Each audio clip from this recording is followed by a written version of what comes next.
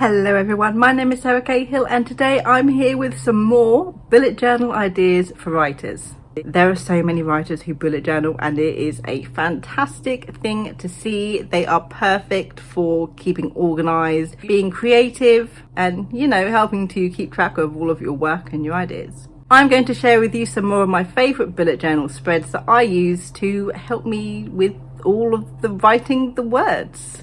Let's begin. Look at them all. We'll start with this one. First is one of my favourites for when I'm not in the mood to write, which is more often than not at the moment, which is a word crawl for the motivationally challenged. It breaks down the writing into 30 different segments of word counts, which range from 10 to 200 words per segment, all which equals 3,065 words at the end of completion. Now, you can do this over a day, you can do this over 3 days.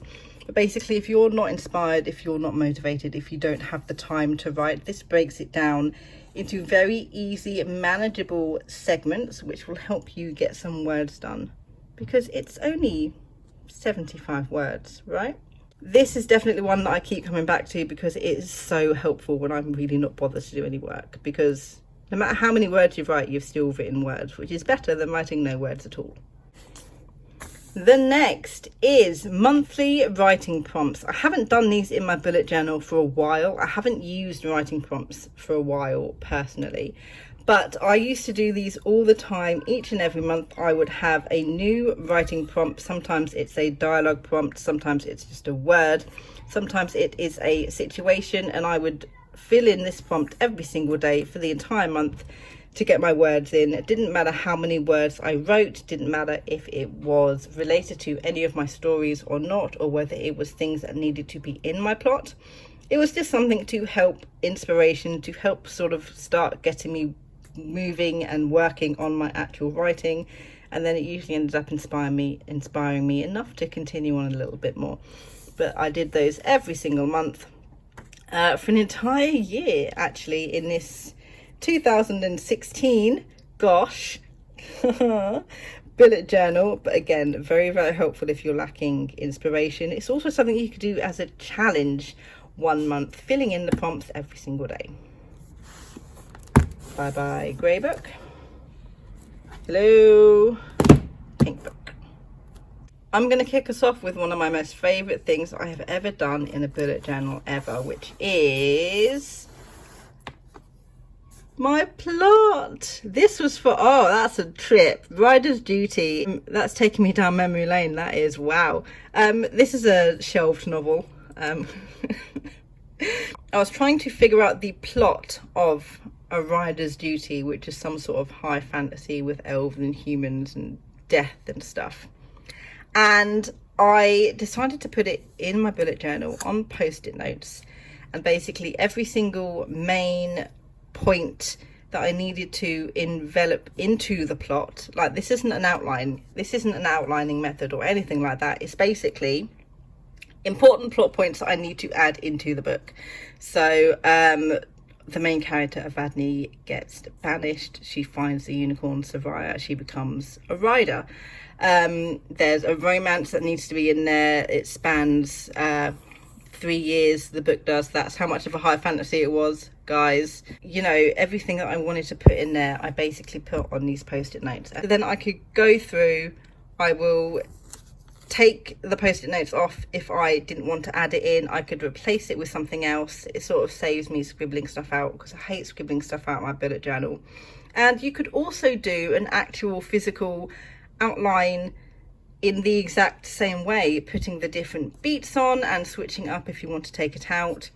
If you want to have some ideas for some scenes and put them on the post-it notes, and then you can sort of remove the post-it notes and put them in a different place depending on where you're moving the scene to, if you need to move it, etc, etc. It's just a very good way of reusing this one page and having all of your post-it notes in one place. Obviously this is travel side, so you can take it with you out to the park or to a coffee shop, etc, etc, and still have all of your plot here for you to muck around and move about instead of having it just at home. Next is something I was planning to do in 2017 but then remotely decided against doing it, This is more for self-publishers, I guess, than it is if you want to be traditionally published. But it is a savings goal page if you want to save up for editing services, proofreading services, if you want to save up for getting a book cover professionally done, etc., etc. This is a very fun thing to have in your bullet journal to sort of keep track on how much you are needing to save up for, and then you can sort of clearly see with any tracker as it goes along. I'm very proud of actually how I did that to sort of mimic a little, what's the word? To mimic a little hourglass there. So you can clearly see how far you are to completing your goal. And it's just this fun little thing, especially if you are one of those who, you know, need to save up and spend your own money to get the things that you want done. Very, very handy to have. Next, we have two of the same, but they're two completely different things, which is, if I can open it to the right page, beautiful outlining methods. This is Dan Harmon's Story Circle, and spoilers for Project Body Swap, if you guys are paying any attention to what is written around the outside. I kept this in here because I needed to work on the character arcs for all of my characters. I did Dan Harmon's Story Circle for that, which was extremely helpful. It's kept in the one place. I know where it is in my bullet journal, which you can use any outlining method, obviously, to input all of your things into the bullet journal. I have another one here, which is all the Save the Cat beats, which I have again if I need to travel. It is travel sized. It's written in my own words, so I sort of remember how I understand all of the beats to be, as opposed to it being in someone else's words, and if I'm tired or not with it, I can't not understand what they're trying to say. When you do want to start outlining a new story, you can sort of have notes in here on all of the outlining methods you have found. You can write down what you like about them, what you don't like about them, and sort of pick and choose from all of the ones that you have to sort of come up with your own, which is fantastic. And we're going to go straight from Save the Cat beats to my very outlined writing week. So this was for my 70k in 7 days, which I did in 2020. Basically, I wrote an entire novel in 7 days. I pantsed the entire novel in 7 days as well, which I still don't know how I managed to do that. Basically, I very much scheduled myself what I needed to write on each and every single day, within however many 1,000 words, in order to complete the entire book on time, and to make sure the pacing was, you know, make sure the pacing was okay, basically. Obviously, you don't need to be writing 70k in 7 days to do this, but if you do have some sort of deadline that you need to do, maybe you are writing for Camp NaNoWriMo and you want to sort of be strict with how you write or what you need to do per day in order to win, doing some sort of schedule for your writing is definitely the way to go.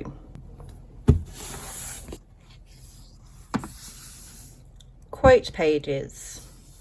Obviously, this isn't very specifically writing related, but it's something that I do every single month in my bullet journal, is give myself a writing related motivational or inspirational quote to sort of uplift my spirits. Is what I need to focus on for the rest of the month that I haven't been focusing on in the past, etc., etc. So for January, you know, I very much needed to remember that growth is growth, no matter how small. You are not stagnant if you are growing in some way, if you are doing something in some way. And they sort of really help lift my spirits, and it lets me be creative as well, which is sort of another outlet that, you know, you need as a writer to sort of refill your creative well, etc., etc. A mini ban board. This is obviously it's a play on a Kanban board. It's a mini version, a mini monthly version, rather than a big version which sort of can last quarterly or monthly, however you are using it. And I use this every single week or every single month. It depends on how much I have to do, because I don't work well with long deadlines. I don't work well with having a lot of things to do, and I can't keep a proper Kanban board to save my life, mostly because I have absolutely nowhere to put it. So this is very helpful for me to have in my bullet journal, which I look at every single day, so I can put down what I need to do for the week / the month in planning. Then I can see day by day how well I am doing with all of my work, and then I can clearly see when it is done. Just a cute little mini one, just to always have, again, to have on hand, and to just help break down your goals into even smaller, manageable pieces.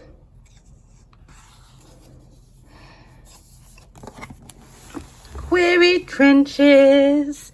Again, something that not everybody is going to need. This is, again, for those of you who want to query.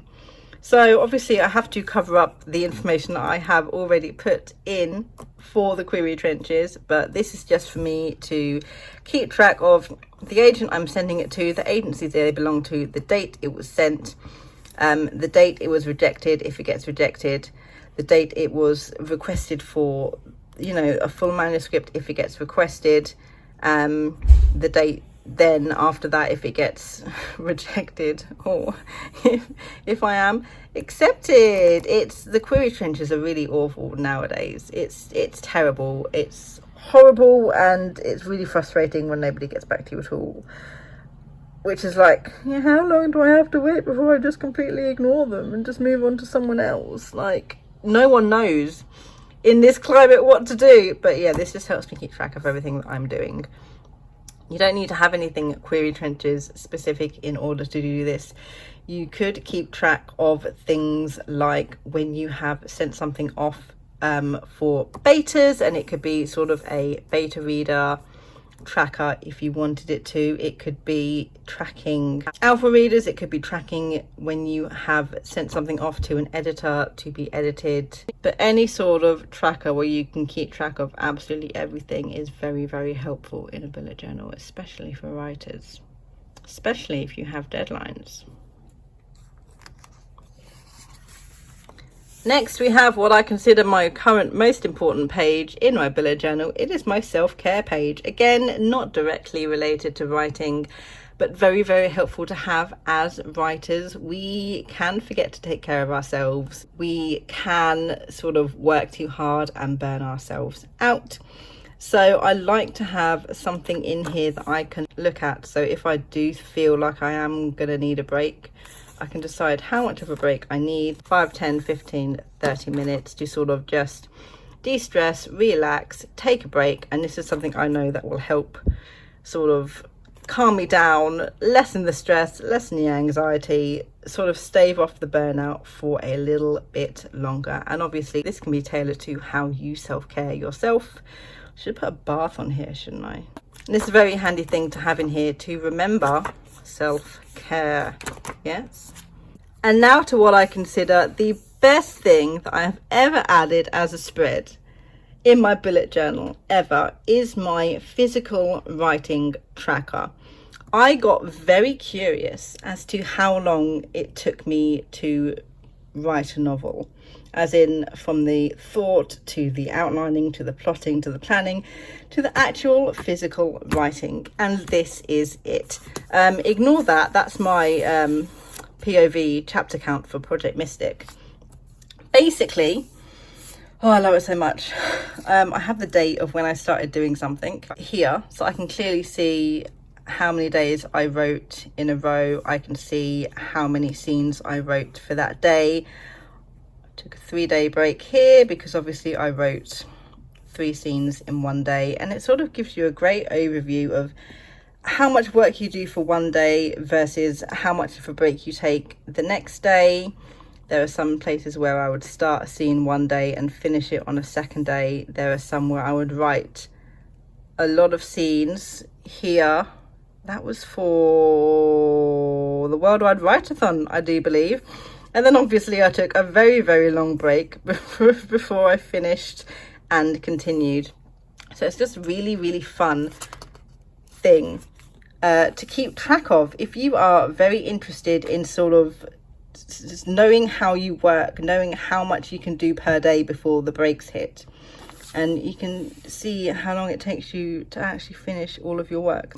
That's the second part of Project Mystic because it couldn't fit on one. I have all of these for all of my novels at the moment.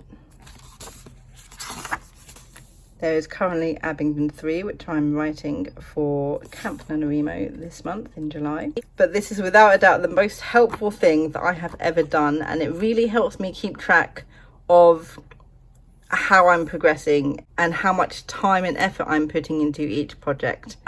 Another couple of ideas for your bullet journal as a writer that I do not have examples to hand. A books to read spread.